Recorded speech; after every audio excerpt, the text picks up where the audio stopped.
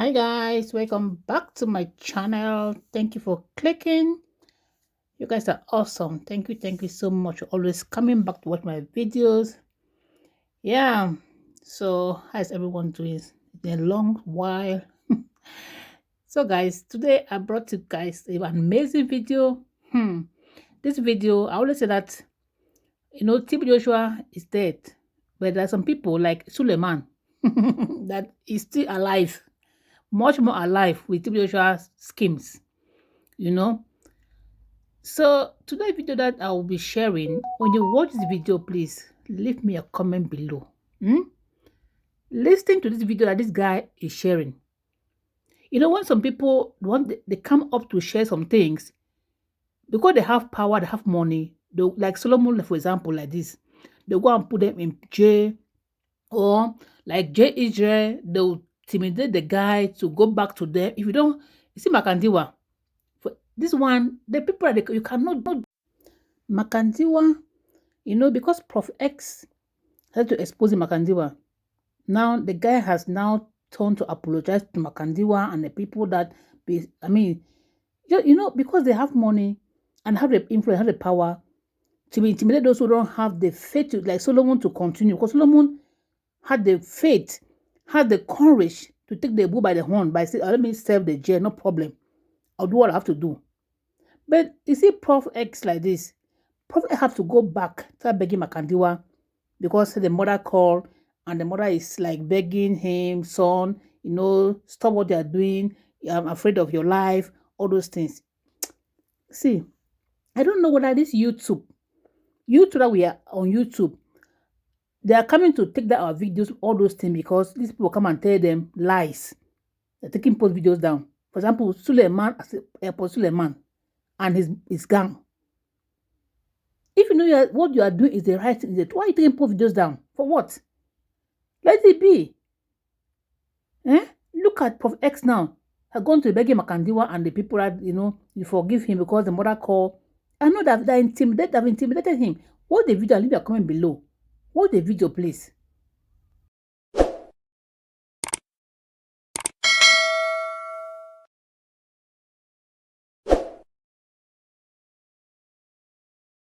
Greetings, people. It's your boy once again, Mr. Pull the Trigger. I hope you're all doing good. As you can see, I'm not shaken. As you can see, my spirit is not broken. I'm still the same Mr. Pull the Trigger. The same Mr. Pull the Trigger that has been there before, that is there now, and that will be there tomorrow. And before I proceed with this video, listen, I just want to make a disclaimer. And because I know most of you have mixed emotions. Most of you will think what you want to think, which I'm not trying to convince you not to think anything that you want to think. It is within your right to believe or assume anything. Opinions are for free, but facts are rare. So I just want to say I'm not under any form of duress recording this video. I'm not incentivized to do this video. No transaction, no any exchange of money has been done for me to do this video, but I'm just doing it. It's coming from the bottom of my heart, and I feel like it's the right thing to do for me, and it's the right thing to do for my family. I just got off a call with my mother. She saw an article of the case that I have with Donald Mandu. She was really worried about her son, and she spoke to me. We spoke, and she just gave me her thoughts, man. And when mommy talks, even the president listens. So I listened to my mother. I heard what she said, but beside what my mother said, I also had a moment of thinking through everything and analyzing everything, the implications of everything, and the cost-benefit analysis to see what is this gonna cost me, what is this gonna benefit me. And when I did the analysis, I have come up to the decision that I have to do this. And the reason why I have to do this is because I feel like I'm alone in this whole thing. And with me being alone, I have come across to be the mouthpiece of many grieved people that are behind the scenes. And with me being the mouthpiece, it has also costed me so much. And it has created enemies for me so much. I have found myself in a battle fighting battles that do not concern me.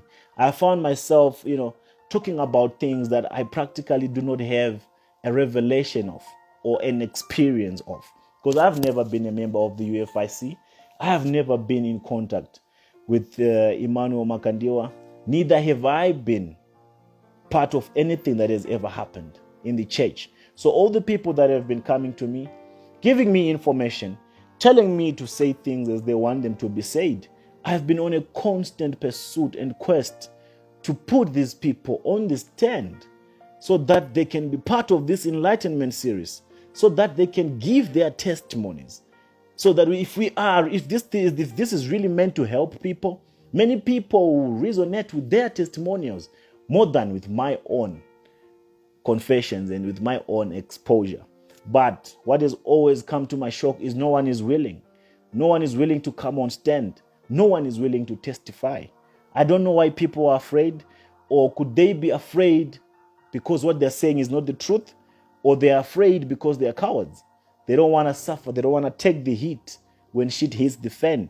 So for that also, it has got me to a place whereby I started thinking and, assessing everything and weighing everything and I came to a realization that, I'm in a battle, but I'm a one soldier that is on the battlefront.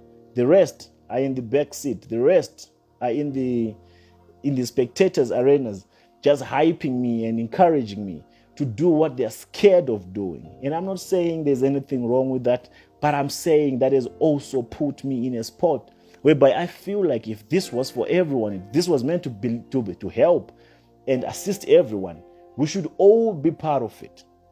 We should all be part of it. But people, they have become selfish.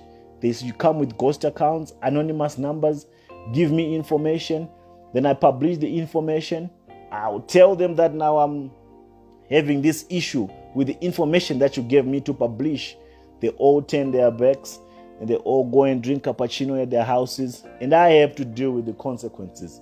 With that being said, I'm not complaining. Neither am I saying it was not a good plan for them to give me information anonymously.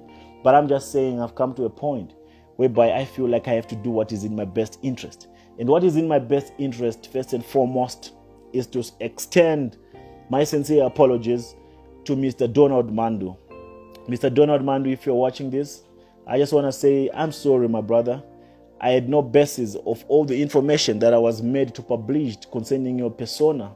For anything defamatory that I might have published on this public domain, I want to retract it and I want to say I'm sorry. I don't know if you're a killer. I don't know if you're not a killer. But the information that I got from people might have misled me. It might have been inaccurate. And for that, I'm taking the responsibility to retract anything that I might have said concerning you. And I would appreciate if you can accept my sincere apologies. I didn't mean it. It was not my idea. I was just reproducing the information that I had received. With that being said, I also want to extend my apologies to your father, Prophet Emmanuel Makandiwa. And I want to say, sir, you became collateral damage. Everything that I ended up publishing, everything that I ended up saying, it had no factual background. It was just information that I was getting from people. And with things that had to do with the things that I found myself involved into, I would want to say this on record. I personally thought you were involved. I personally thought you had your hand in everything that we did that ended up implicating your name. I honestly thought you were part of it. I honestly thought you funded it. I honestly thought it was your idea. But as I connected the dots and as I looked at all the facts that were on the table, I realized that you had nothing to do with it. It was just us trying to get your recognition or your approval, should I say. But I just want to say I'm also sorry for everything that I've posted and anything defamatory that I might have said about you. And I know I've said a lot of things, and this apology might not really sink deep into you or mean much to you. But I want to say this. I have nothing on you. I have nothing against you. And everything that I ended up saying, I feel like you didn't quite deserve it. And for that, for any damage caused to your family, to your congregants and to your pastors, I just want to retract everything I've said about you, and I'm really sorry. And not to forget my brother, Evidence Chari. I really feel no matter how ugly everything turned out to be, no matter how everything ended up becoming, it was really not my intention, to cross my path with you this way. You have been a good brother to me, and I know all of a sudden I've become an enemy, not only to you or maybe to wifey as well, but I want to say this to Anesu as well. I love you, and I know you ended up getting your name dragged in this whole exposure series that I was doing. And Anesu, you have been nothing but a good woman, and if this has caused any damage to your family and the two boys, my guru, I just want to say I'm sorry. This was an issue between me and Evidence, and it turned out to be bad, and everything went south. And I just want to say, man, for what it's worth, I hope we can be brothers again. I don't know what it will take, but just know that it was not my intention for it to end up this way. You still remain a brother. You're still close to my heart. I love your family. I love your wife. And let me not forget also Ara Makandiwa. Ara Makandiwa, I know I spoke a lot about you. And everything I said about you, it was not coming from you. I don't know you like that.